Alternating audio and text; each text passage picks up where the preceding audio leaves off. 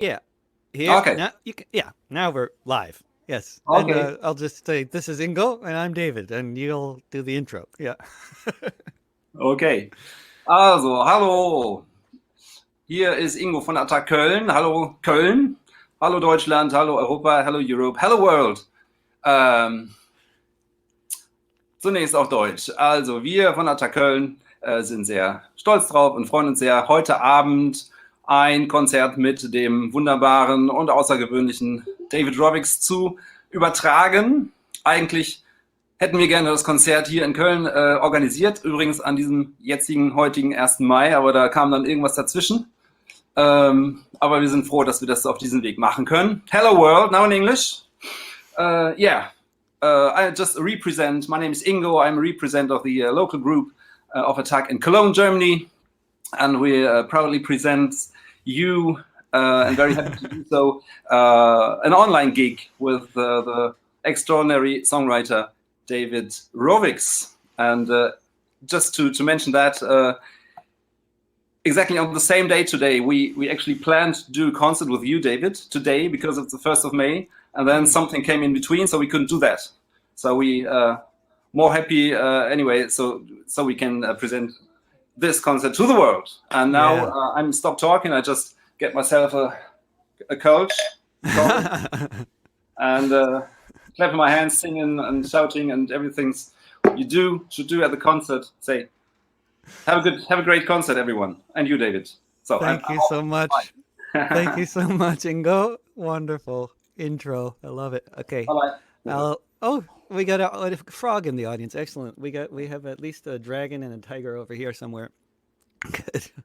I will begin now. Okay. And I'll switch this headphones so I can hear myself on this microphone, and then it'll sound better. And we are broadcasting on the Facebook page of Attac in Cologne, Germany. And incidentally, just in case there's anybody who doesn't know what Attac is, it is the Association for the Taxation of Financial Transactions and for Citizens Action.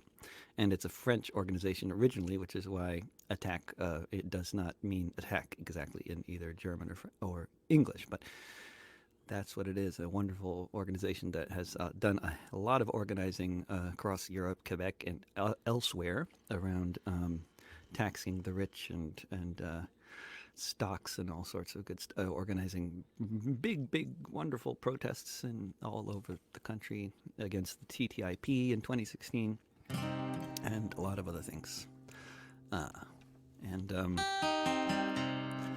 I can see comments if anybody has any comments or questions, and especially if they're coming from Attac's website.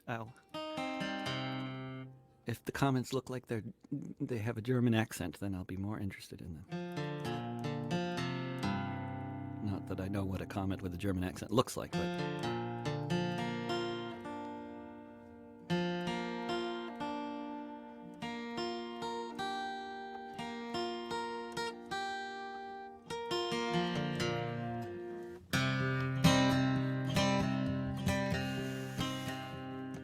there's foreboding in the air, waiting for an earthquake.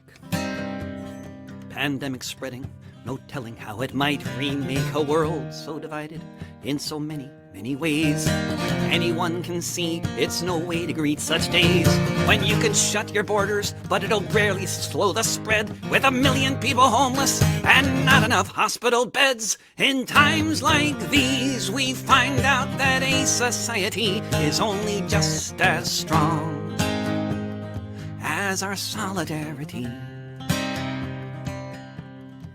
The foreboding in the air can get only thicker as we see our leaders passing blame and getting sicker. A crashing economy, leaders fraught with indecision, only capable of thinking like bought-off politicians. Not enough testing kits, and the ones you got were broken, but hey, the president has spoken. In times like these, we find out that a society is only just as strong as our solidarity. billion people wake up in the morning thinking thoughts they never had, till they found that they were sinking on a cruise ship full of holes, where if you can't catch the breeze, there are no fences tall enough to keep out the disease. Lifting every boat or watching them all sink, ready or not, we're standing on the brink.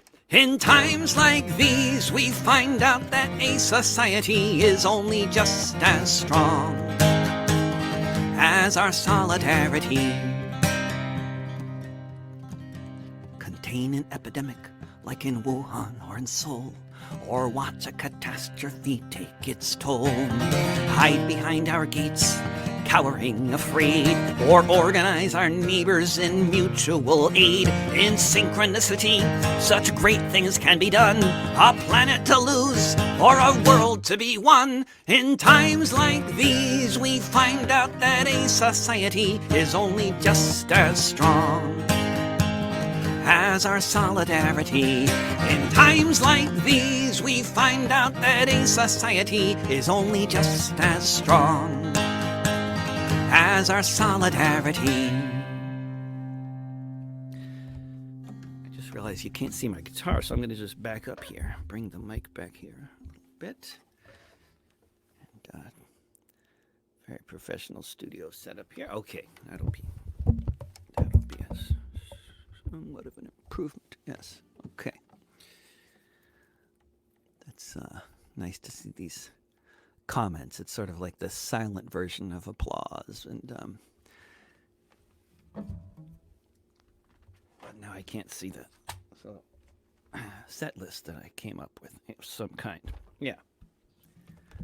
So there's right now, May 1st is the first day for many, many people in the United States who are going on rent strike, because I believe it's something like 1 out of 4 workers are unemployed in real numbers, and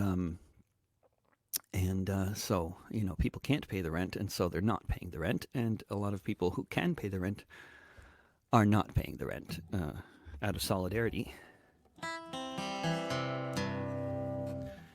which is the way these things work.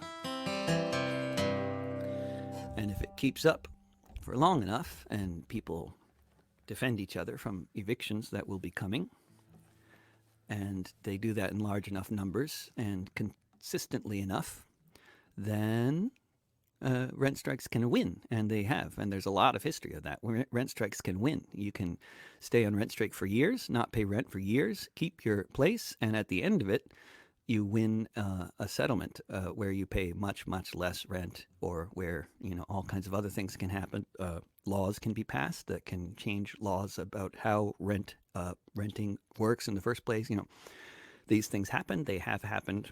There are lots of reasons why the rent is comparatively far less in most European countries than it is in the United States, even though the living standard is significantly higher. There are reasons for this, and it has to do with the labor movement and a lot of other things. And on May Day, this is International Workers' Day, by the way. This is a song I wrote for all the rent strikers.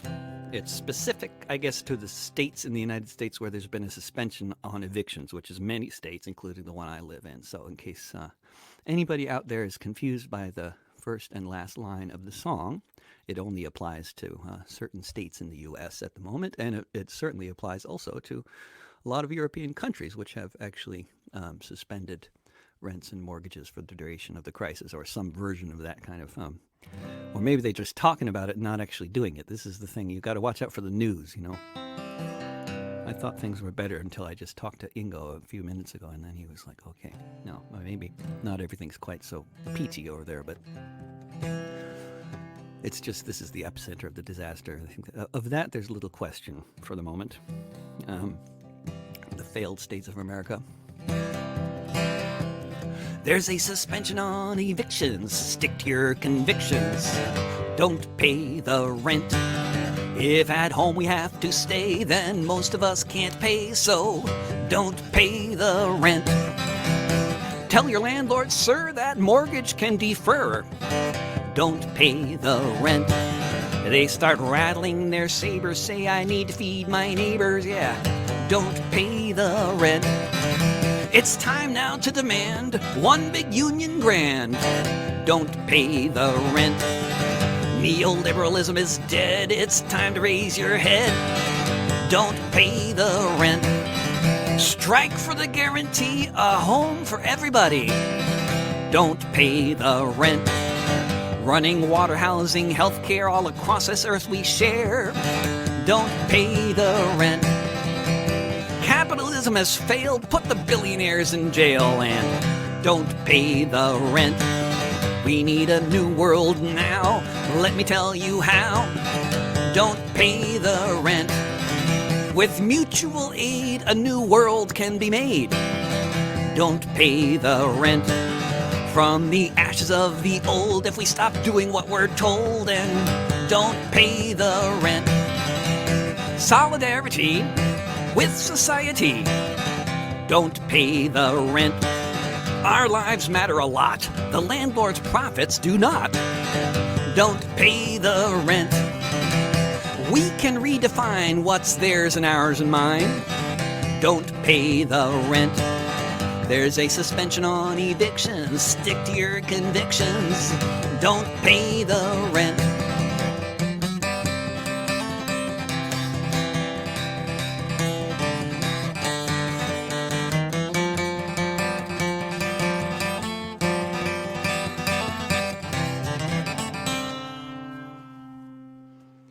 A little anti-capitalist bluegrass. And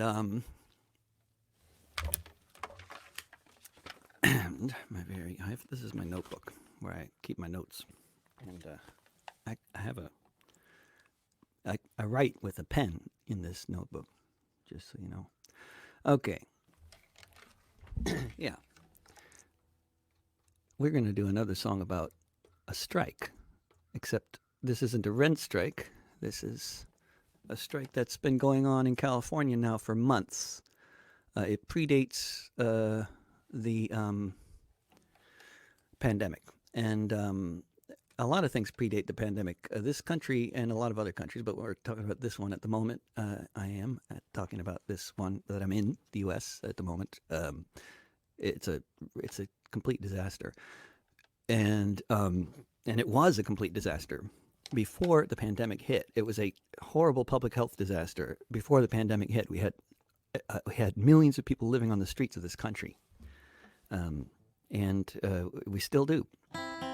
And that situation is true for, believe it or not, graduate students in California, and a lot of other people in California, and a lot of other people in other states. But in California, it's especially horrendous, and the student teachers have been on strike. And now their campuses are all locked down, so it's a different situation. The difference between a strike and a lockout.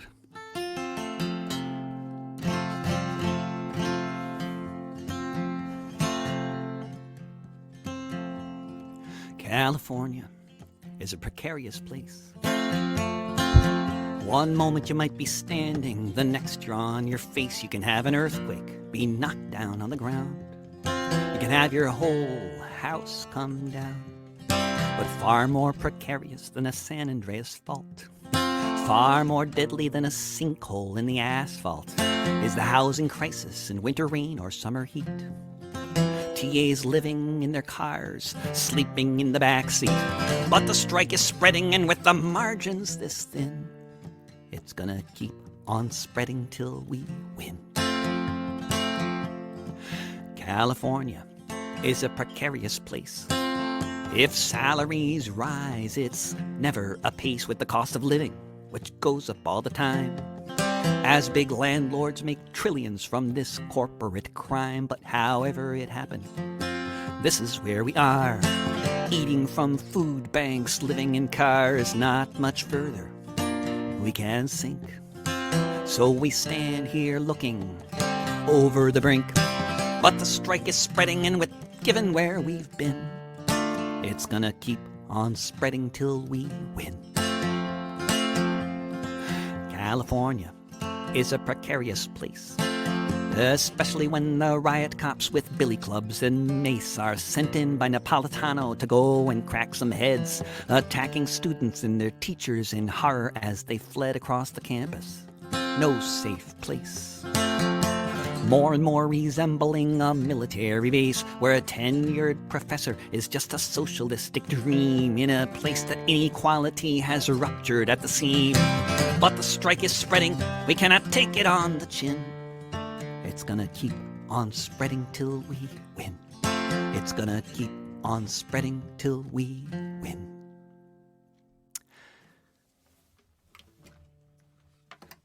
And, it's the situation now, as you're all hearing about all over the world. I listen to a lot of different news sources, so I realize that in much of the world's English language press, the United States is being talked about a lot as a failed state, quite appropriately. And a country with tremendous inequalities and divisions, and a country where, what is it? I think in Oregon, which is one of the whitest states in the country, in Portland, I believe 40% of the victims of COVID-19 have been people of color, and that kind of statistic is typical all over this country.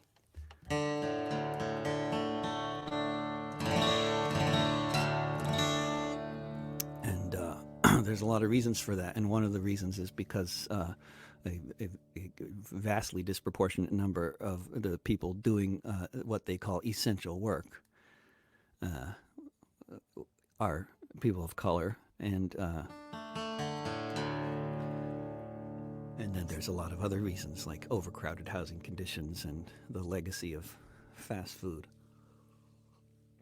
and food deserts and a lot of other things.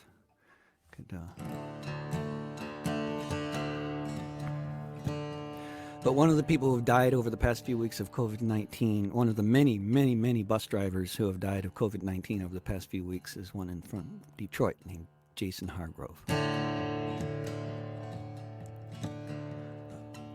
Pandemic is spreading, the health system's collapsing. You can watch it all unfolding on the screen. If you're afraid to go outside, enough groceries to hide, it may have been weeks since you have seen someone you can touch, and you miss it so much as you wonder what might happen next. Like when your savings run out and the choice is all about what kind of help you might be able to expect. Or perhaps when COVID arrived, while some struggled to survive, you were what they call essential. It didn't take long to see you got that wrong. The word they really meant was expendable. It didn't take long to see there was no emergency. Plans in place for something which all the scientists knew was just a matter of when there'd be a pandemic again. And the kleptocrats in power didn't have a clue. Otherwise, why did Jason Hargrove die? Because he kept keeping on, waking before dawn to do his part for society. Jason drove his bus, he didn't even make a fuss at the time of the impropriety. Somebody coughed, the virus was off. Not 2 weeks later, Jason would be dead. What if he had protective gear, with sick passengers so near, with no barrier to protect his head? Why did Jason Hargrove die? Stay home, flatten the curve, they say, unless we need you to serve food for us or care for all the ill. In that case, we'll call you a hero, like the workers at Ground Zero, where one by one the cemetery filled. Now in every bus and truck, the drivers try their luck, essentially told, thank you for your service. If these were the front lines, no one put up any signs. Did anybody sign up for this? Why Did Jason Hargrove die?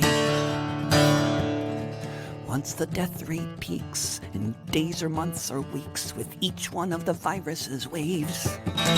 Once we can take stock and recover from the shock of the sight of all of the mass graves.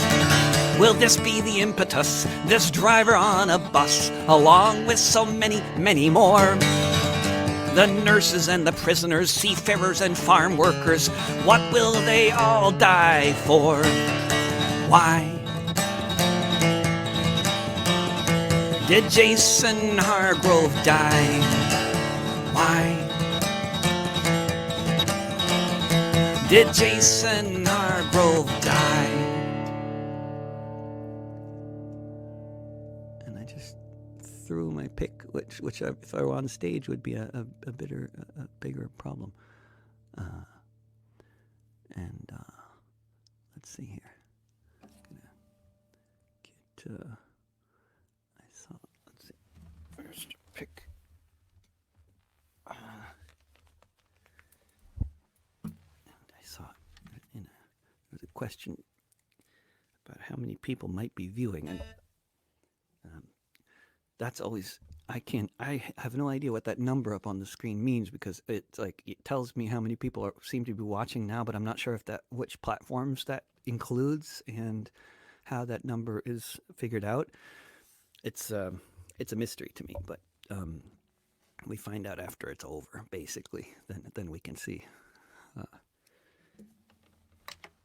Unless somebody has more technical skills than I do to figure out what that number actually means. Yeah. So this is I'm very happy doing concerts on the internet, but it is the weirdest thing to do a concert when there's no noise after you play. You know, it's like the automatic thing is like you're supposed to have this applause, and then you have a few seconds at least to think about what you're going to do next, and then literally to look at your notes. And then if you have to do it without anybody applauding, it's like, you're kind of naked basically. But speaking of naked, the French dentists all took their clothes off in protest against lacking personal protective equipment. And I believe dentists in Germany did that too, according to the article I read. I don't know. It seemed to be a French initiative, but it's a sort of initiative that Germans would readily go along with. From my knowledge of, you just have to walk along the Rhine if you want to see what I'm talking about. The Germans take their clothes off quite readily. And it's good because you won't get a sunburn too often. So there's a lot of songs and things from the past. I mean, there may be a lot of the word unprecedented is frequently used to describe the current situation. But there's always lots of precedent, and for all sorts of things in all kinds of ways. And one of the precedents to the kinds of corporate bailouts that are currently going on in the U.S., along with the bailing out some elements of the working class, in order to preserve capitalism, to prevent people from dying and starving and stuff like that, which usually is bad for capitalism because it results in hungry mobs burning things down like cities. But there's lots of corporate bailouts going on right now, along with the keeping people alive, which is also happening to some extent here. Yeah, I've been following a lot of world news, but I must admit that I'm more on top of what's going on in the U.S. because it's so much to keep track of that as a news junkie, I'm going around. I don't know about the rest of you out there, but I'm going around basically with headphones in my ears, listening to world news almost every waking hour. And I know that drives a lot of people nuts, but it kind of drives me nuts too. But I feel like it's my job, and but it's even then it's still too much to keep track of. But yeah, the bailout, got a new $1 trillion bailout coming up on top of the $2.2 trillion one, and There were other bailouts in the past, and I wrote this song back in 2011. And when we were talking about staying right here during Occupy, it was staying right here in occupied centers and cities and encampments in the shadow of towering skyscrapers owned by banks, like this building I'm in right now is owned by, which we're on rent strike, by the way. And but this is a song about staying right here in another context, which makes just as much sense in the current context, actually, this chorus, I realized. But if you don't know what I'm talking about, you'll know in a minute, because I'm talking about a song I haven't sung yet. So just in case you're thinking, gosh, I understand English, but what the hell is he talking about? It's not you, it's me, okay?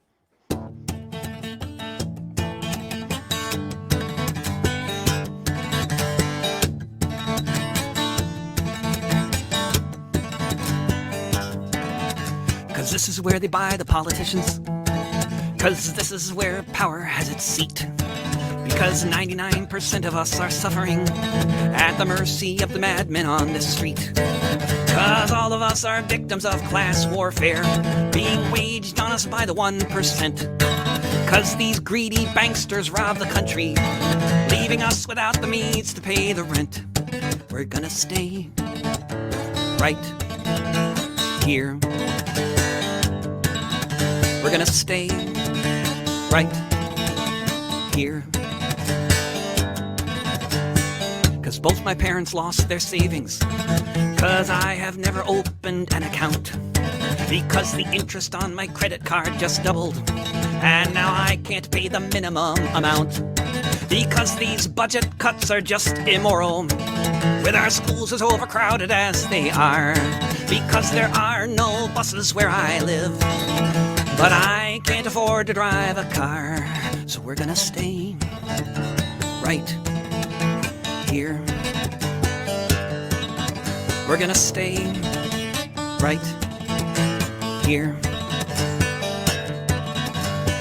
Cause it has been demonstrated amply that the winners are the ones who stick around. Because this world should belong to everyone, not just the banksters who would smash it to the ground. Because we've noticed voting doesn't change things when the politicians are mostly millionaires. Because we're learning how to stand up like Tunisians, like they did in Tahrir Square. We're gonna stay right here. We're gonna stay right here. Cause corporations are not people, and we can't just let them choose. Because if we leave our fate to them, then all of us will surely lose. Because the climate clock is ticking, and we can't just leave our world behind. Because corporate rule isn't working, and it's time for the humans' hearts and minds. We're gonna stay right here. We're gonna stay right here.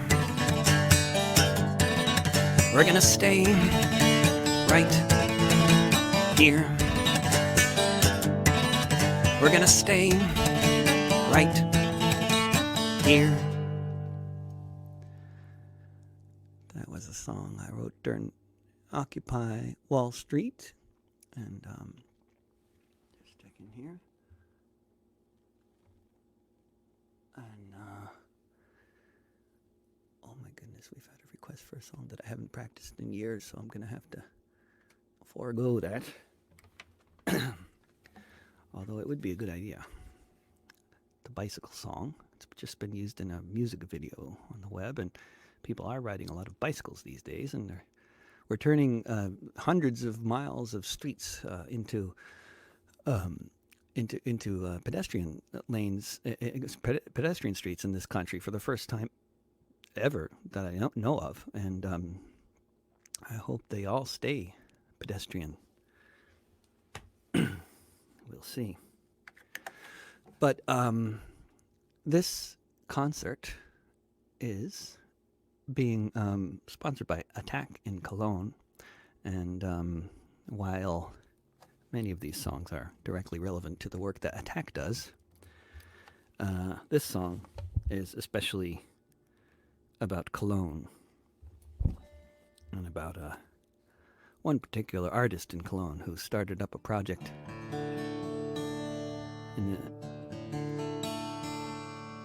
quite a while ago. Whoops! And if you travel around Germany, you'll see. If you're German, you'll know what I'm talking about, and if you're not, then next time you go to Germany, in any city other than Munich, look down on the sidewalk, and then you'll know what I'm talking about. I first showed up in Deutschland, camping on the Rhine. The first town I went to was also the first sign of the kind of self-reflection that had gone on around here. Indications everywhere, so shiny and so clear. Look down on the sidewalk, where a little light is shown. Stumble upon a stumbling stone. Stumble upon a stumbling stone. What did this place once look like? Who lived on this block? It can't be recreated, but you can partially take stock. Look down on the sidewalk for a little bronze square. Read the words engraved upon it that says who was living there before they were taken away to the dark unknown. Stumble upon a stumbling stone. Stumble upon a stumbling stone. Little squares all over, you'll find them all around. Not much information on them, and they don't make a sound. But if your imagination is anything like mine, then all you need to trigger it is one lone Stolperstein. Take a moment to remember as you look down from your phone. Stumble upon a stumbling stone. Stumble upon a stumbling stone. There are 6 little squares here, one for each member of one family that was taken one morning in December. The youngest child was 2, the eldest one was 10. Within a year each one of them had died at Sachsenhausen, their bodies burnt to ashes, flesh and blood and bone. Stumble upon a stumbling stone. Stumble upon a stumbling stone. And every time I see them, I wish I would see more, embedded on the sidewalks on so many other shores. Just one stone to remember each one who met their fate at all the slave plantations in all the torture states. But for some it's safer just to leave the dead alone. Stumble upon a stumbling stone. Stumble upon a stumbling stone.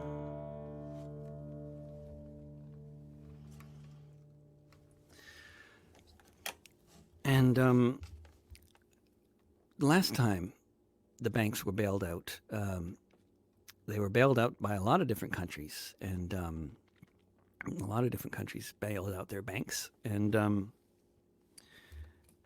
they had all kinds of different reasons for doing that. It wasn't all just about, bailing out the banks. In some countries, it was also about looking after the economy for other people, other than the bankers. Not here in the U.S., though. And one of my favorite headlines prior to the pandemic that I would see now and then. It was a pretty bleak period prior to the pandemic, as you'll recall, in many, many parts of the world, including here. It was, of course, we have, fascists in power in the U.S., Brazil, and India, and other countries. And then you have, I guess we have a German audience, so I shouldn't say fascists. I should proto-fascists. They're on their way. It's 1933. It's not 1940. Or maybe it's 32, depending on how you measure it and depending on what country. But it's we got these proto-fascists, and we got poverty increasing drastically, and you got the climate being destroyed, et cetera, et cetera. But every once in a while, you'd see a nice headline, and it would be like something along the lines of banker begins serving prison sentence. And then when you look at the next line after that, it's invariably the byline is Reykjavik, Iceland. And this is a song I wrote for the Icelandic banker jailers. I think Iceland, last I checked, I mean, I don't know if they've freed them all due to COVID-19, as they probably should, but Iceland has put 40 of their bankers in prison. And this is a country, as I mentioned in the song, that has somewhere around 500,000 people. Although that can be a sensitive question when you're talking. I mean, I'm sure they know specifically. I once made the mistake of saying that there were 4 million people in Denmark, and immediately somebody said, there's 5. Don't forget 20% of our population. Iceland is an island with 500,000 or so Vikings, mostly known for volcanoes, hot springs, and fishing, known for its welfare state for being good and socialistic. Certainly not known for being corrupt or nepotistic, but in the USA and Europe, when they were deregulating banks, Iceland's politicians took bribes and joined their ranks. Soon you had a situation one would think just couldn't be. A bank whose debt was worth 10 times the country's GDP. When Wall Street imploded, sure enough it spread. Banks all over the world were floating in the red. All over the world, governments made the plan to cut spending and raise taxes on the working woman and working man. The banks were bailed out while the people had to pay. But at Iceland, people thought there must be a better way. And the earth stood still a moment. Fear was struck in every top when Iceland told the bankers, Iceland told the bankers, Iceland told the bankers to fuck off. It's a sing-along. I know you're stuck in your houses and stuff, but you could sing. Open the windows. Sing loudly. Folks were in the streets in Reykjavik and just couldn't be ignored. They said this is a debt we Icelanders can't afford. Let's guarantee deposits of all our people, yes indeed. But as for all the speculators motivated by their greed to make really dumb investments, to them Iceland said good luck. Sorry for your losses, but we don't really give a fuck. The 1% all trembled when they took away the trough. When Iceland told the bankers, Iceland told the bankers, Iceland told the bankers to fuck off. The UK called them terrorists, said we cannot let this stand. Who did these peacenik blondes think they are in Iceland? They threatened isolation and economy in flames, but the Icelanders said, sorry, but the banks can settle their own claims, though that might be harder for them now that they're under house arrest, or else they fled the country as they were most unwelcome guests. And now Reykjavik's recovery just makes the fat cats cough, since Iceland told the bankers, Iceland told the bankers, Iceland told the bankers to fuck off.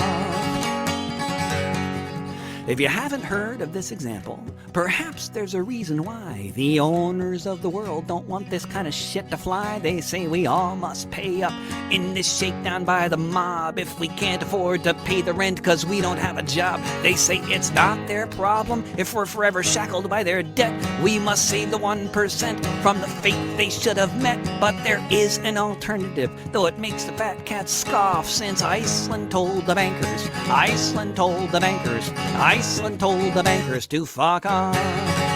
Since Iceland told the bankers, Iceland told the bankers, Iceland told the bankers to fuck off.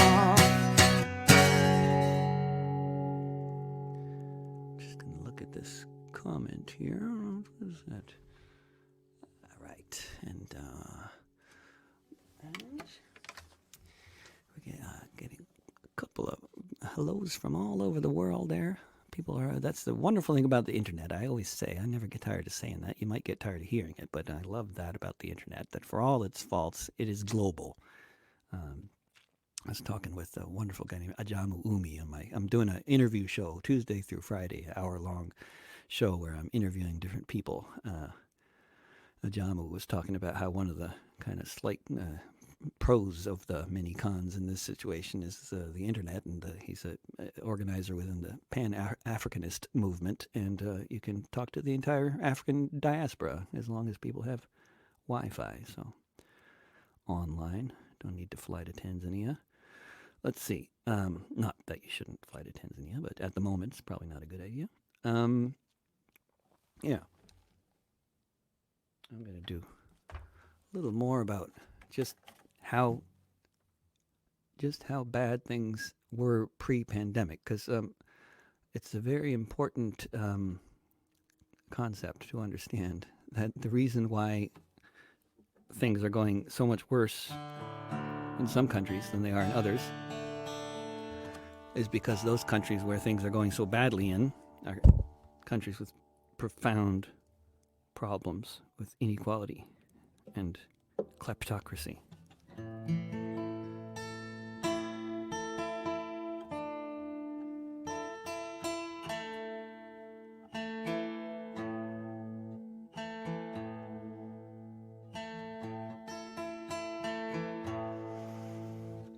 And if you want to hear more about the situation with how desperate the situation is with the homeless in the United States right now, you can check out my interview last week with Keith McHenry, founder of Food Not Bombs, upon which page this is also broadcasting.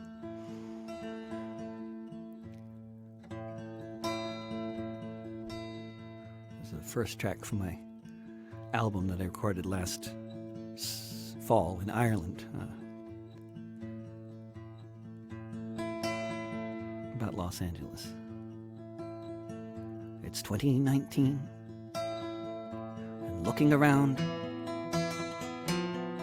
at the tents and trash and excrement scattered on the ground. So many mansions overlooking the sea. Stretch limos, Rolls Royces, and movie stars all over Los Angeles County. It's 2019. And one thing I know is most people wish we could rewind to a couple of decades ago. Before the rents tripled, folk began to move out into their cars, into their tents, where drivers look on however loudly you shout. It's 2019. But in a black and white photo, it could be 1929. Wherever you go, in every single neighborhood, hungry people wonder why. Some make billions on a blockbuster, while so many are left out to die. It's 2019, where every 8 hours someone is found cold on the sidewalk beneath the glass and steel towers in the wealthiest nation in all of human history. So far from paradise, so close to Walt Disney. It's 2019. There's no Dust Bowl, just real estate speculators and all the lives they stole. I don't know what to think when I hear the reporters say 1,000 people died last year living on the streets of LA. It's 2019.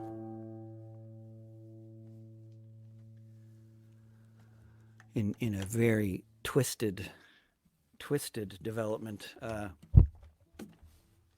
in some places they're putting up the houseless population, the homeless population, those living on the streets. They're putting people up in hotel rooms, and people living in shelters are being put up in hotel rooms in some places in the world. But in here in the United States, that's too much of a dangerous precedent to set, housing the homeless in some form like a hotel room. So what they're doing in the supposedly very progressive city of Santa Cruz, just to take one example of many, they are putting people in metal pens in parking lots, complete with what they call hygiene stations. That's just a place where you can wash your hands with soap. And this is their solution. And which is completely outrageous in the first place because, of course, Santa Cruz is a tourist town, if you don't know, and it has loads of hotels, including lots of fancy ones. They're all empty, but they're not putting anybody in them. And And then just a couple days ago, a city truck servicing the so-called hygiene station, actually ran over a homeless person who was sleeping on the grass in the hygiene station by accident, apparently.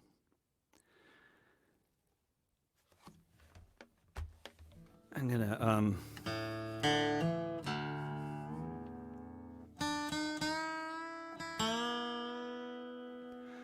there's a lot of people in prison right now who have COVID-19.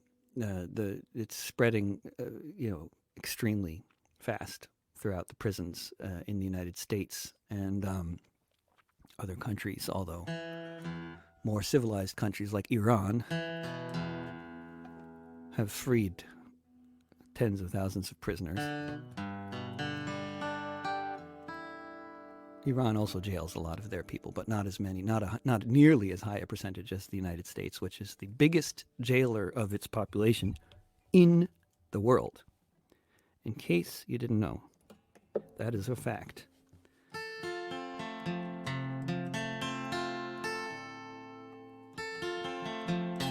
However, here's a song about a prisoner in a British prison whose fiancée and children are waiting for him in London, hoping that he might get let out before he dies of COVID-19. He's a prisoner with serious health problems. Behind these prison walls, there's a man who's won awards for the work that he has done and all that it affords, such as the knowledge of the horrors committed in our name. They can't stop the message, so the messenger gets blamed. Behind these prison walls, in solitary confinement, in a land of rolling hills and royalty and other such refinement, is someone who is a hero to whistleblowers everywhere, who help them tell the world of the crimes of Tony Blair. Behind these prison walls, you will find a mortal man, the reason why we know what happened in Afghanistan, when the soldiers of the empire, whose sun set long before, were torturing civilians in their terror war. Behind these prison walls is a part of WikiLeaks, an eloquent orator, but you won't hear him speak. Locked away in silence, one who knows too well how those in power act when there's another war to sell. Behind these prison walls is one who stands accused of exactly what offenses the U.S. has refused to say precisely which, or to try to clear the mist, or to explain how he's not the same as the other journalists. Behind these prison walls is a person they deprive of most of the things in life that keep us all alive. A person being tortured as we stand here now, for revealing the war crimes. Why, when, where, how? Behind these prison walls, our very right to be informed of what the hell is going on is a teacup in this storm. With knowledge there is power, so the solution by the crown, a 24-hour-a-day indefinite lockdown behind these prison walls. Free Julian Assange, indeed, exactly. And I'll do a song about another prisoner. I actually could do a lot of songs about a lot of prisoners, but not to brag. But I've written a lot of songs about prisoners. But we'll do this one in tune, unlike the last one. This is live. If we weren't live, I'd be in tune. That's how you know it's live.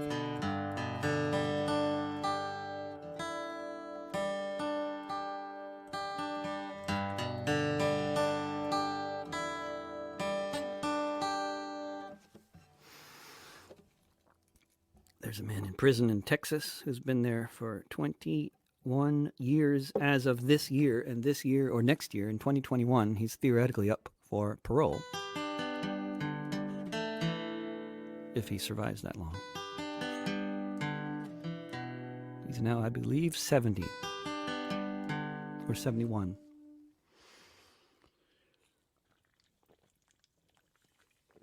He's a beautiful, beautiful human being.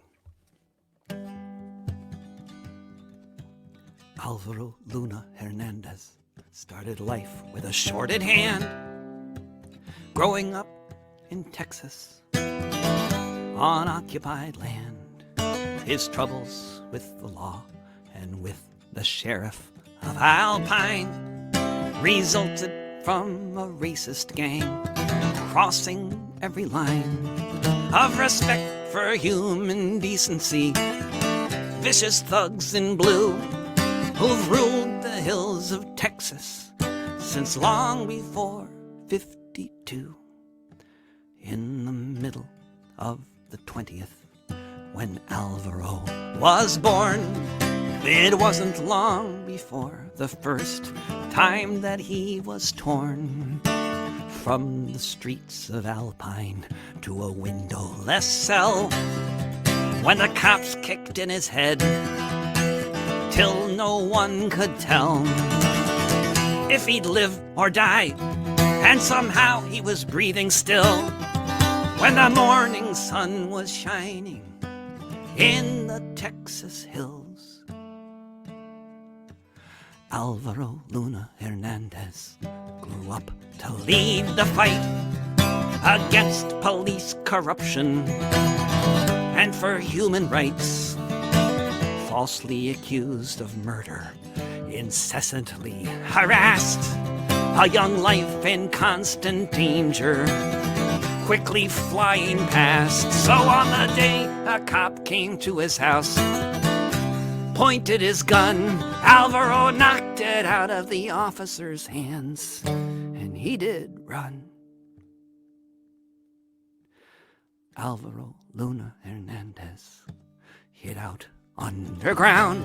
After the biggest manhunt in West Texas, they fired many rounds.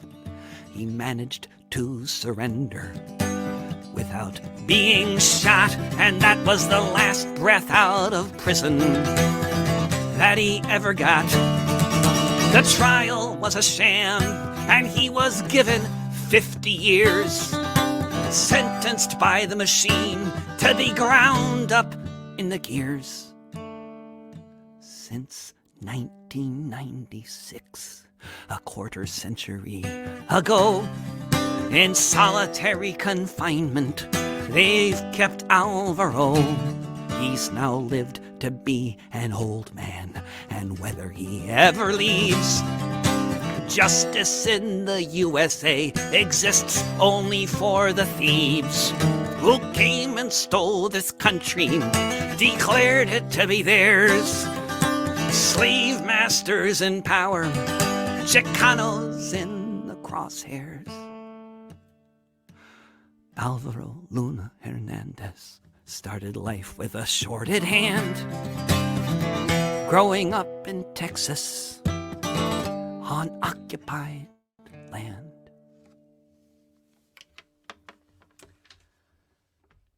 We have somebody watching from Romania. Wonderful. Solidarity from Romania. Excellent. I think that might be the first time I've seen anybody mention they were watching from Romania. So I'm glad, especially glad about that. And let's do this song.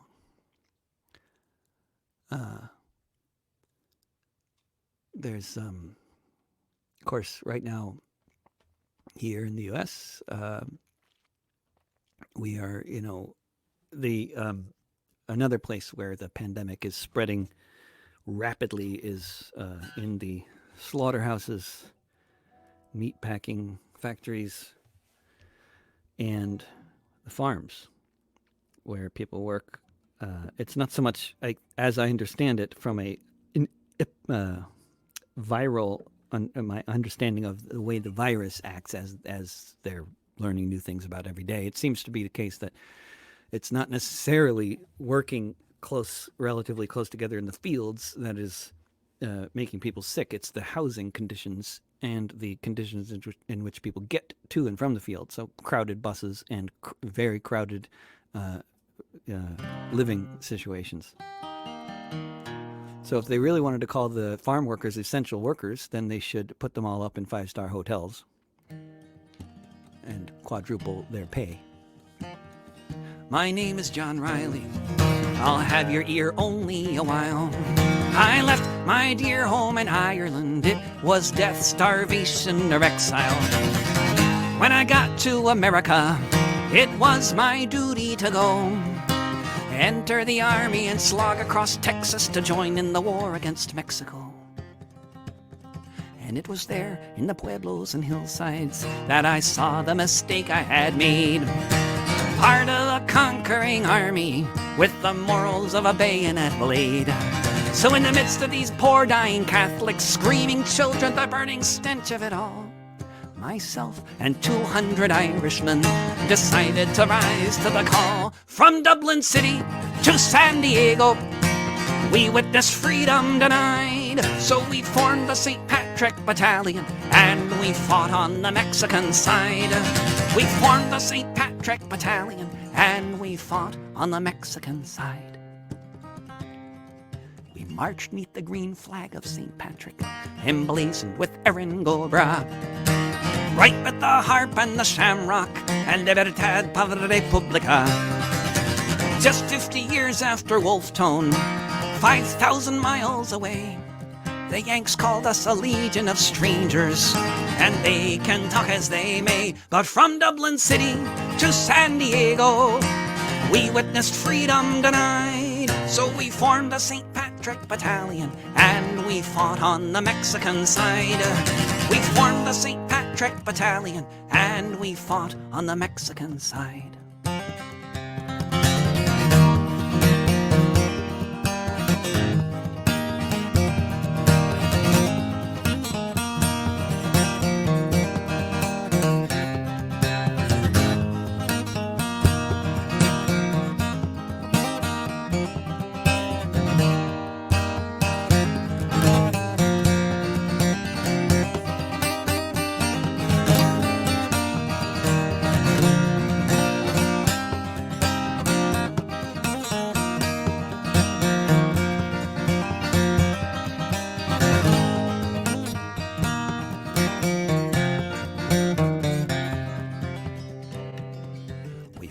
In 5 major battles, Churubusco was the last. Overwhelmed by the cannons from Boston, we fell after each mortar blast. Most of us died on that hillside in the service of the Mexican state. So far from our occupied homeland, we were heroes and victims of fate. From Dublin City to San Diego, we witnessed freedom denied. So we formed the St. Patrick Battalion and we fought on the Mexican side. From Dublin City to San Diego, we witnessed freedom denied. So we formed the St. Patrick Battalion and we fought on the Mexican side. We formed the St. Patrick Battalion and we fought on the Mexican side.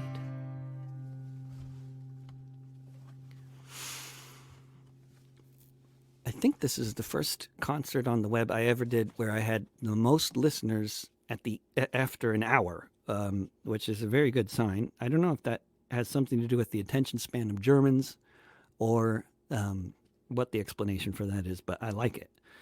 And I'm not done. I'm actually only about, I don't know, 3/4 of the way through this set list. And no, more than that. But anyway, I'm going to keep on going here because I have a plan here of the things I thought would be especially relevant to talk about. I prepare for these shows. I spent hours actually coming up with a set list this morning and practicing so that I would remember what key I'm doing it in and all that kind of stuff. And the set list was twice as long. I whittled it down. And that's how it goes with these things.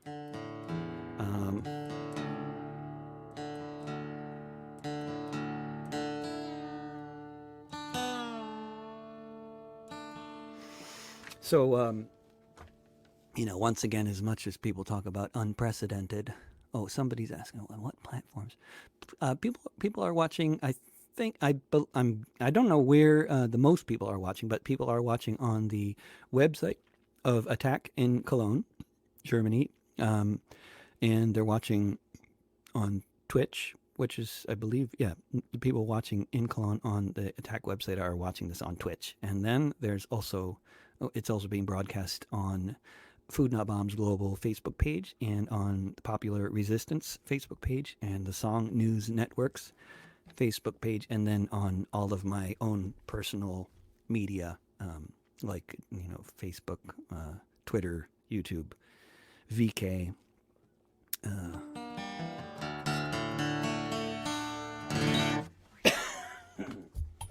What was I going to do? My toddler, my 4-year-old, has a chronic cough, and I think it's related to pollen because his mother is allergic to pollen. And I seem to be developing a pollen allergy. Or maybe it's that I'm talking too much on the web all the time.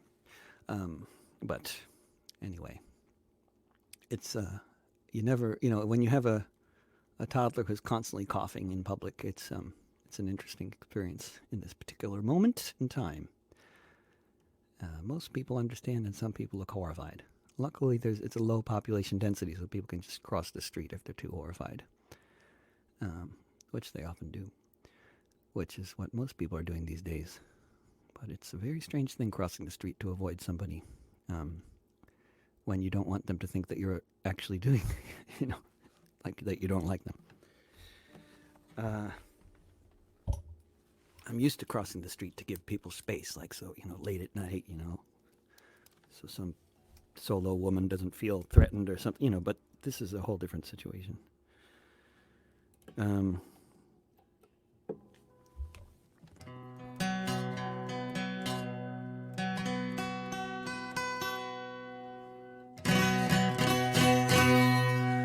But there's some precedent, and here's some precedent. There was a pandemic 102 years ago. It killed more people than the First World War. Just to put it in context, too, in terms of like the number of people who died. I mean, you can take lots of examples in lots of different countries, but just to, to get, people have been talking a lot here about how now we're up to over 61,000 deaths from that are confirmed to be from COVID-19, which probably means possibly twice as many, according to what most of them are saying.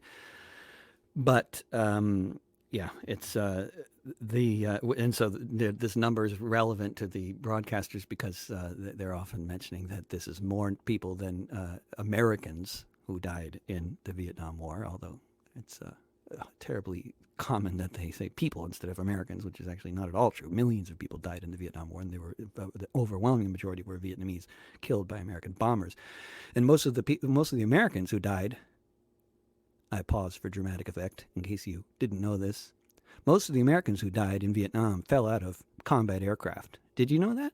I'm looking at the screen. I just want to make sure all the Americans out there are aware of this fact. Did you know that most of the Americans who died in Vietnam fell out of combat aircraft? That's how they died. Most of them, not all. I didn't say all. You can tell me about your uncle who, had a whole different situation, but he was not the norm. 10,000 combat aircraft were shot down over Vietnam, just to give an understanding of what that was like, what that war was like. Anyway, more Americans have now died than fell out of combat aircraft in Vietnam. Another relevant statistic is in 1918, in the pandemic of 1918, more people died of that pandemic in Japan than died in Hiroshima and Nagasaki combined, within just the space of a few weeks.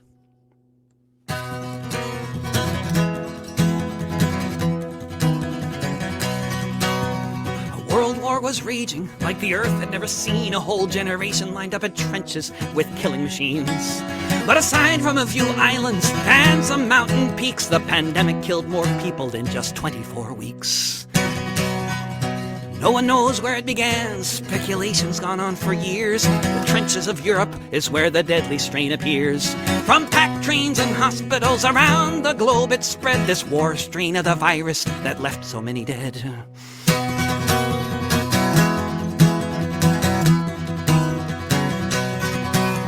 The death toll was unequal, but barely anywhere was left untouched, though the greatest share of dying was reserved for the poorest colonies of the empires and their wars that created this disease. If you have a couple of hours, then do something with me. Conduct a little research into your family tree. If you look into it, it won't take long. Quite likely you will find in 1918 you left an ancestor behind.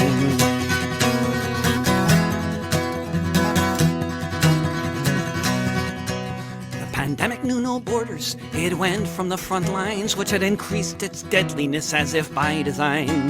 It circled the whole planet. So many people died. They dug mass graves everywhere. Put your relatives inside. A world war was raging like the earth had never seen. A whole generation lined up in trenches with killing machines. But aside from a few islands and some mountain peaks, the pandemic killed more people in just 24 weeks.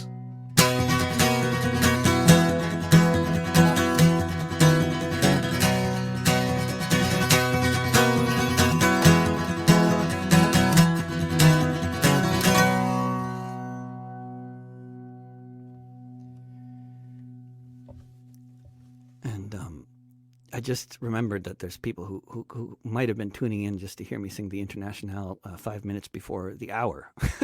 That's why there's all these people. I'm going to get to that song, just in case you're wondering, like, where I thought he was going to sing that song. I will. But not when you thought I would. Sorry. I didn't time this. I just made the set list without timing it. But we're not on TV, so it doesn't matter. There's no show coming after this one.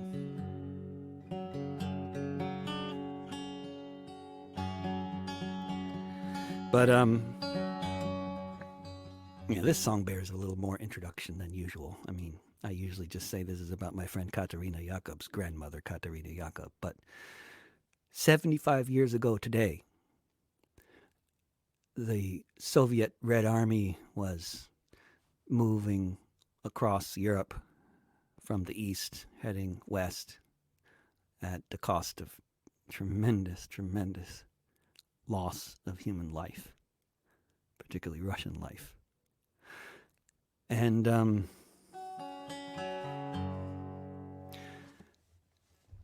they got to Berlin and liberated Berlin from fascism by a little over a week from now, 75 years ago.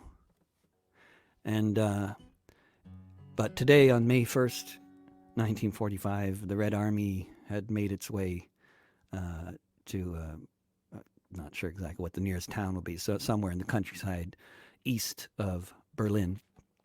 And it was on that day, the night before, basically, there had been Allied bombing raids, and the SS officers who were escorting the death marchers from Ravensbrück to Berlin left the scene.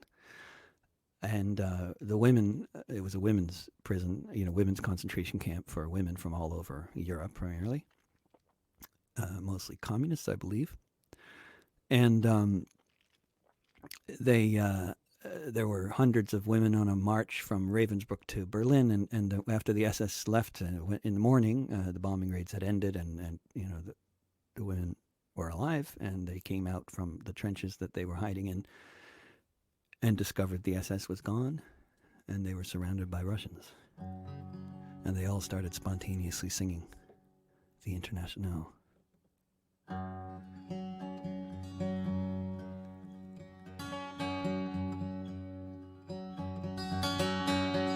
Katharina Jacob, long before she took that name, was organizing workers in Hamburg just the same.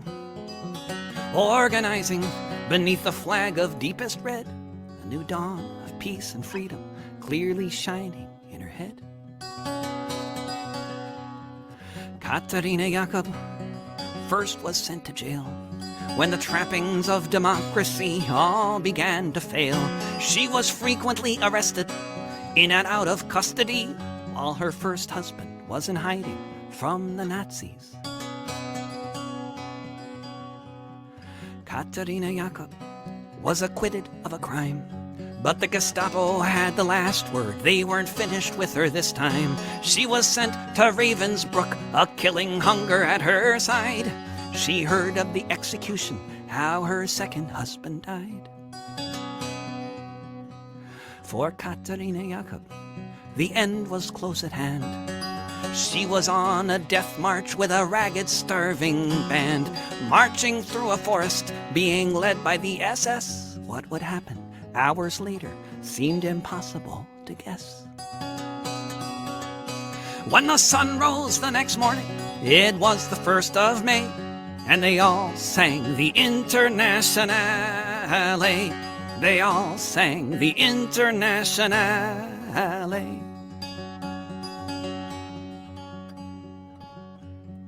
Katharina Jacob thought about her children and the friends and comrades taking care of them, not knowing yet if any of them survived, not knowing that soon she'd see her daughters both alive. Katharina Jacob watched the German soldiers fleeing, streaming from the east, that's what she was seeing. Allied bombers flew above them, she thought they all might die, and then soon there was the silence of all the SS men. When the sun rose the next morning, it was the 1st of May, and they all sang the Internationale. They all sang the Internationale. Katharina Jacob saw red flags flapping in the breeze above the Russian tanks, and she fell upon her knees. And so many different voices in so many different tongues sang the most beautiful song that could ever have been sung. In German, Lithuanian, in Polish and in Dutch, a myriad of melodies as never had been such. In Russian and in Yiddish, Italian and French, emerging from the forest beneath a trench. When the sun rose the next morning, it was the 1st of May, and they all sang the Internationale. When the sun rose the next morning, it was the 1st of May, and they all sang the Internationale. They all sang the Internationale. Volke, hört die Signale auf zum letzten Gefecht. Die Internationale erkämpft das Menschenrecht. Völker, die Signale auf zum letzten Gefecht. Die Internationale erkämpft das Menschenrecht.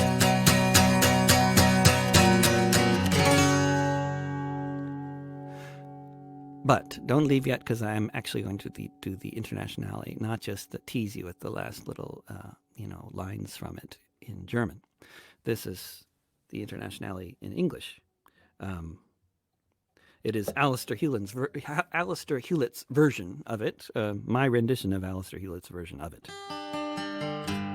And this is a particularly good day to mention the late, great Alistair Hewlett, my dear friend from Glasgow, Scotland, because there's a rent strike going on here and in many other places, and he has a wonderful song, wonderful album called Red Clydeside, which is about the Red Clydeside uprising of 1917 in Glasgow, which involved the rent strike, and the entire album is all about that, and it's a wonderful album. Although you might have to listen to it 100 times before you understand his Glaswegian, but it's also cool because you'll want to listen to it 100 times because the music is so good, and by the time you've heard it the 100th time, then you can understand what he's singing about. That's my theory. And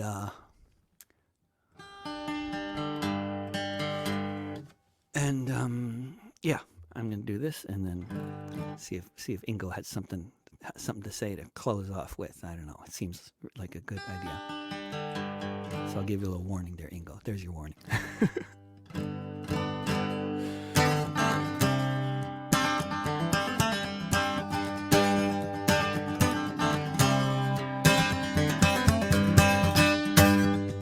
Arise, ye workers, from your slumbers. Arise, ye prisoners of want.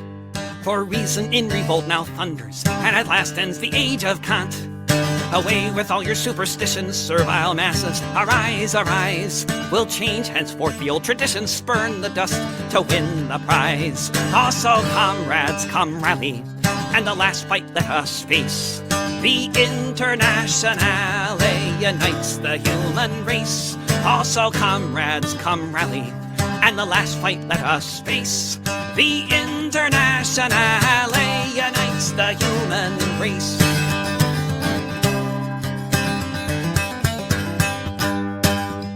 No more deluded by reaction. On tyrants only we'll make war.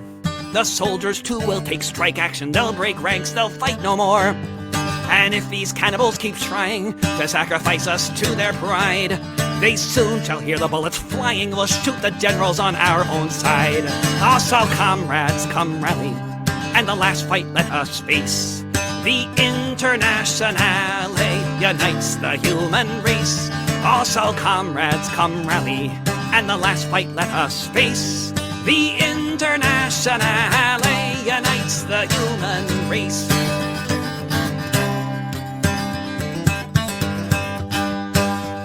No savior from on high delivers, no faith have we in prince or peer. Our own right hand of chains must shiver, chains of hatred, greed, and fear. Ere the thieves will out with their booty and give you all a happier lot. Each at the forge must do their duty and strike when the iron is hot. Also, comrades, come rally, and the last fight let us face. The Internationale unites the human race. Also, comrades, come rally, and the last fight let us face. The Internationale unites the human race. The Internationale unites the human race.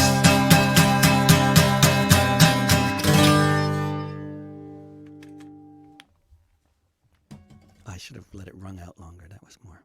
See, the applause would start, and then it wouldn't matter. But Applause. Oh, there we go. Oh, here we are. I thought about just bringing you in, like in between songs, and go, just to get like like one person applauding. But then I thought that would be kind of silly. Hello. Yeah, I'm still applauding. I hope you enjoyed the show. Thank you very much. You're muted. I'm muted. Okay. Did you mute yourself? Unmute No, yourself. I haven't. No. Or no. Let's see. I don't know why I can't hear anything, but Ingo is Okay. muted. I don't know. Oh, no. My micro is working. My micro is working. That's weird. Don't know. No, that traffic noise is over here, not over there in Germany, right? Yeah. Well, oh, oh, and then I'm told that people can hear you. Just wait Yeah. a second. I know why. ah, Hello, okay. hello, hello. I have to put the earphone into the computer rather than in my microphone because you're not in my microphone. Okay, sorry about that, everybody. Technical problems on my end. Can you hear But me? now I can hear you. Ah, Everybody else could already hear me, and now I can hear okay. you. So I'm still applauding. So I'm Okay. starting again. It was a Right? really long one-person applaud. Yeah. Excellent, excellent. Okay. Thank you for the fantastic concert. Vielen Dank für das tolle Konzert. I was watching a video conference too, beneath your screen, because all these Cologne Attackis and some others were sitting there and watching the concert, and I was watching to them, and that was really funny. Oh, that's funny. So, yeah, so make a little real, real concert atmosphere, whatever. I love it. World wondering what I'm talking about. So, well. Krista from Attack Köln would love to hear the song Bicycle. I didn't know that this song would exist at all anyway.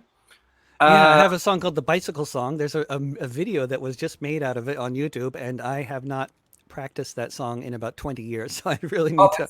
That's I need to work on it. I have a request called The Lakes of Pontchartrain. You released once on a folk, on a cover CD, whatever. You haven't practiced that at all, I think, as well. I have not, If I can add another request, probably you have you're more keen on is the my great grandparents, but I have no access to the chat you was looking at because I have no access to it. So probably other people have requests too. So I don't know what their requests are. But yeah, I'm afraid I did. Christoph did mention the Bicycle Song on the in the comments. I saw that, and I sort of mentioned like, oh, I don't know that one anymore. And somebody else did request. Actually, I remember Warsaw, which is a song I also have not practiced in like at least 15 years. So, and that's a really complicated one. It's a really interesting chord progression, if I don't say so myself, and I don't remember it at the moment. But my great grandparents, and I could probably pull off my the Lakes of Pontchartrain too. I could, yeah. I think I could do both of them. What the heck, I'm behind the barricades, but that's all for me now. Oh, we got it. Yeah, we got it. Requests coming right up then. Let's see here. We have a separate chat. I have to. Yeah, you get back to that, and I'll do these songs here. But there's no in the attack station here now is no songs mentioned. So I'm still waiting. So, also wenn ihr noch Wünsche habt hier, Attack Köln, dann schickt sie mir über den separaten Chat und dann werde ich es diesen Wege weitergeben. God bless the Internet. Yes. Whoever God is, I don't know. Wherever God is, yeah. Wherever. Okay. I won't be able to hear you now. I'll move this this mic back and I'll do those songs. And mute me, please. And What's that? Get me off the screen. I'll get you off the screen. Okay. Thank you so much, Ingo and Attack Cologne, and I'll close out with a few songs and then yeah. Yeah. Thank you, David. Thank you. And I'm back where I wasn't. I never went away, but let's see. I'm going to move this mic so I can hear myself, which improves everything.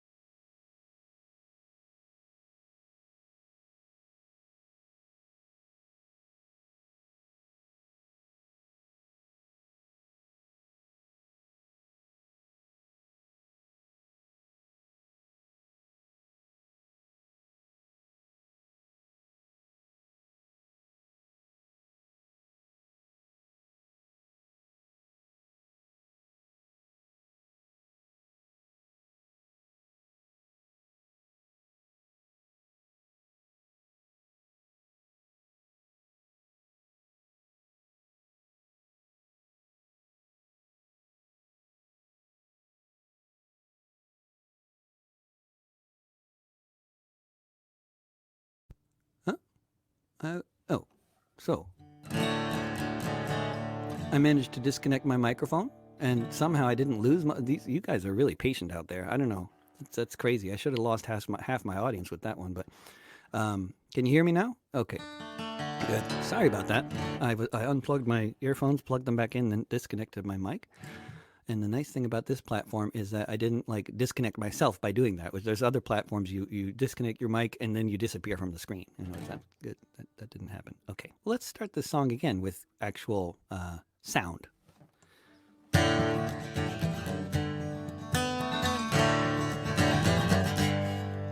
It was one fine March morning when I bid New Orleans adieu.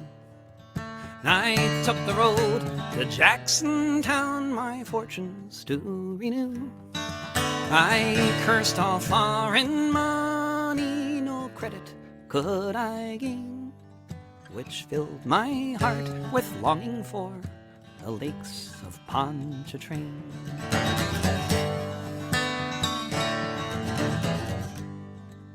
I stepped on board a railway car beneath the morning sun. I rode the rods till evening, I lay me down again. All strangers there, no friends to me, till the dark girl towards me came. And I fell in love with a Creole girl by the lakes of Pontchartrain.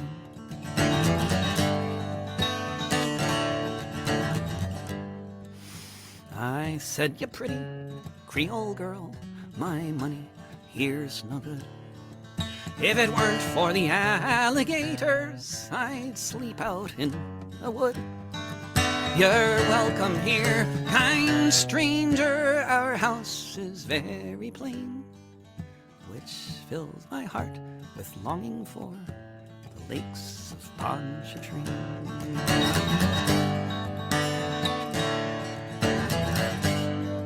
She took me to her mama's house and she treated me there quite well. Hair all about her shoulders and jet black ringlets fell.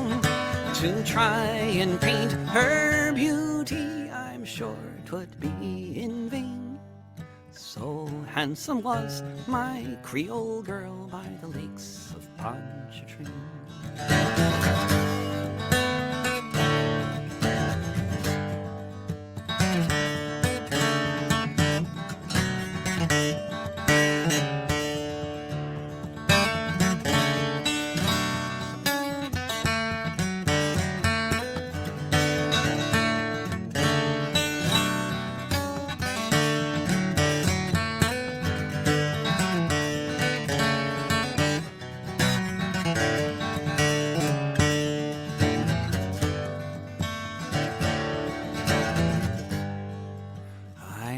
Her would she marry me, and she said that never could be, for she had got a lover and he was far at sea. She promised she would wait for him, and true she would remain, waiting for her sailor on the lakes of Pontchartrain.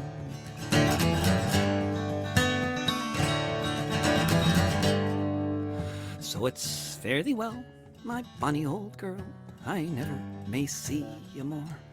But I'll never forget your kindness at the cottage by the shore. And at each social gathering, a flowing glass I'll drain, and I'll drink a health to my Creole girl by the lakes of Pontchartrain.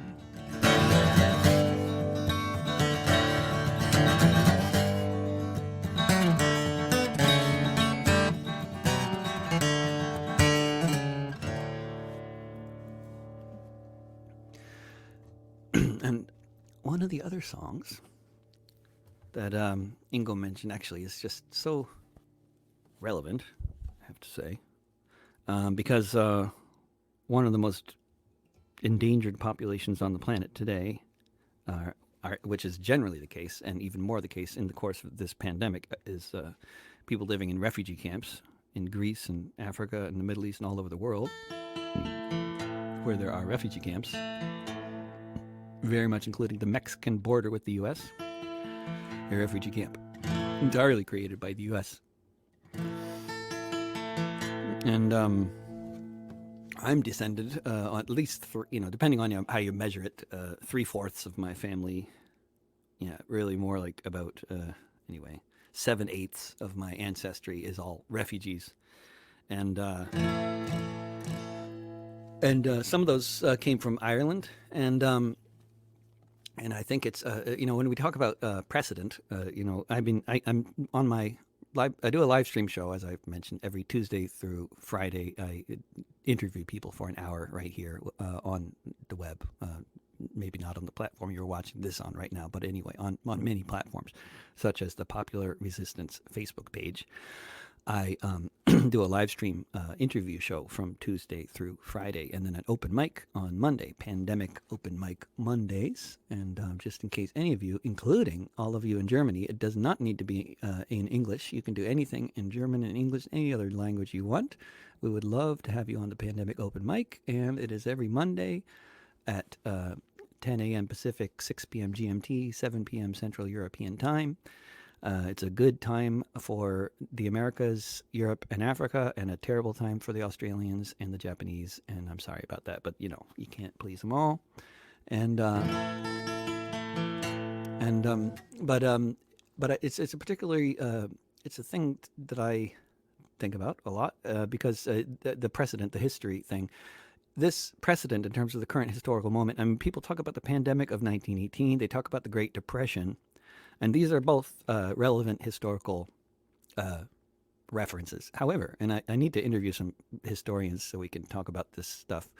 But I think the 1840s is a period very few people in the United States know anything about. But Europeans are much more knowledgeable about that period of history. And in the 1840s, there was basically what happened. I mean, I don't want to be lecturing for hours here, but it's, I think, really relevant, important stuff for anybody to pay attention to. What happened in the 1840s? It's very, very similar to what's going on now, except it wasn't a global pandemic. It was a European-wide potato blight, and the impact of the potato blight in the wake of the Columbian Exchange 500 years ago. Europe and many other parts of the world started importing a lot of vegetables and grains and stuff from the Americas. And these grains and vegetables, such as potatoes, transformed European agriculture and increased the output of European farms dramatically. And that's as a result of what they call the Columbian Exchange and improved agricultural practices in Europe. Europe was about 1,000 years behind China in terms of agriculture practices, but they were starting to catch up. And so then what happened in 1846 was there was a potato blight, and the Europe had imported potatoes from South America, but they'd only imported like one variety rather than the thousands that existed.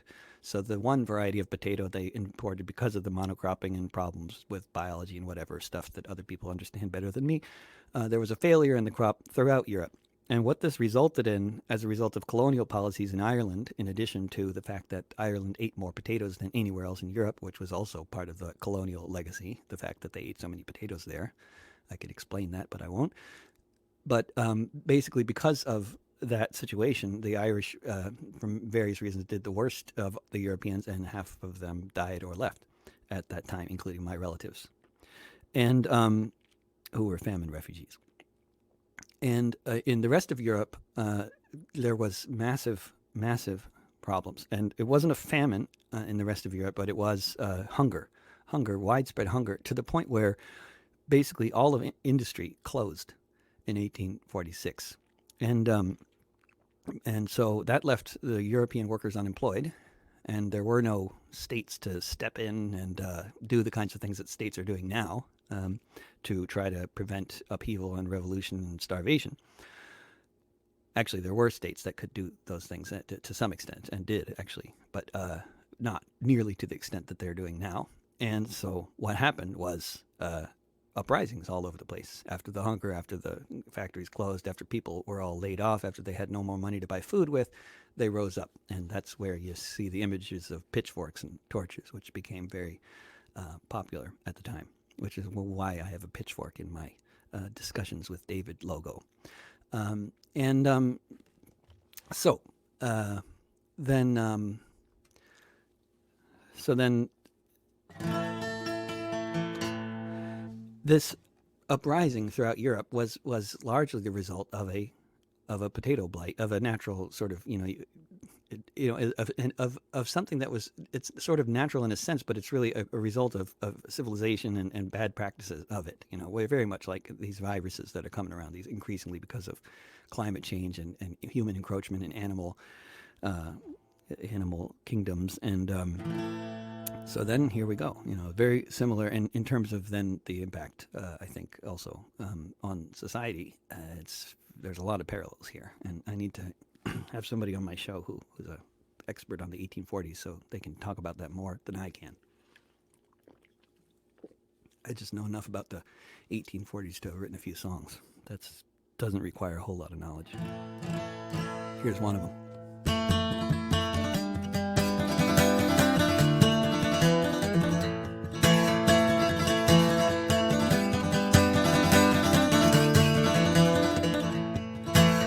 My great-grandparents were refugees. That should be a normal thing to say. I was born in New York City. My people came from far away. They fled the generals and dictators, the warlords of Moscow and Budapest. You could be conscripted for the rest of your life, or you could head west. My great-great-grandparents were refugees too, just north and west of Brittany. Farmers in the hills somewhere on the starving side of the Irish Sea. They fled their colonial torturers. They fled starvation, slavery. They fled across the Atlantic along with millions of other refugees.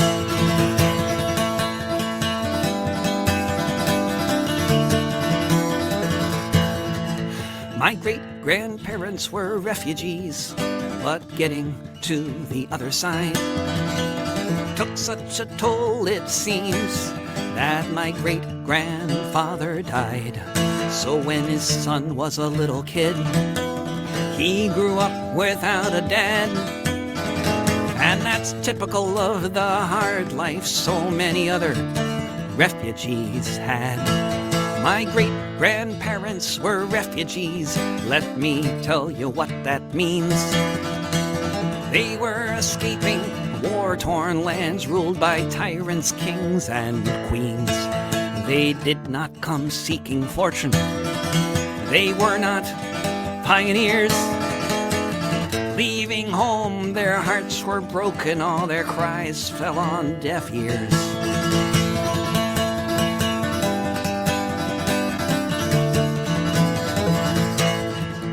My great-grandparents were refugees. No one taught me that in school. It's dangerous information in the old game of divide and rule. My name is David Rovics, and I know who my people are. They're on that raft upon the ocean.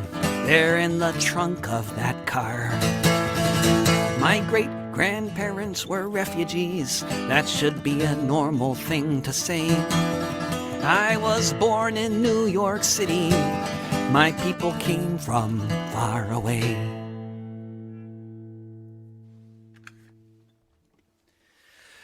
And I'll close with one more song. And thanks so much to Cologne Attack Chapter for sponsoring this concert, and happy May Day to all of you people on general strike and on rent strike.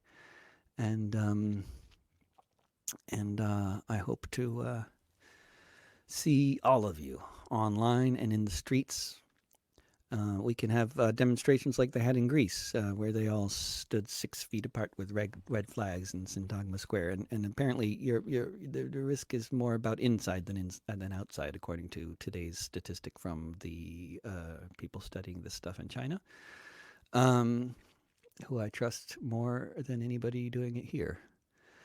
And I'm gonna that quarantine, davidrovics.com/quarantine is where you can find all the songs I have written about COVID-19, which is currently 11 songs, and a lot of podcasts and the live streams, which you can also watch there, which some people are already doing. That's where I have my Twitch channel embedded. So if people want to watch there in future broadcasts, they can. And I mentioned before the open mic every Monday, open mic, pandemic open mic Mondays. We would love you to sign up, and we will be, especially prioritizing a diversity of voices from different places and different genders and different, diversity generally. I don't need to explain that.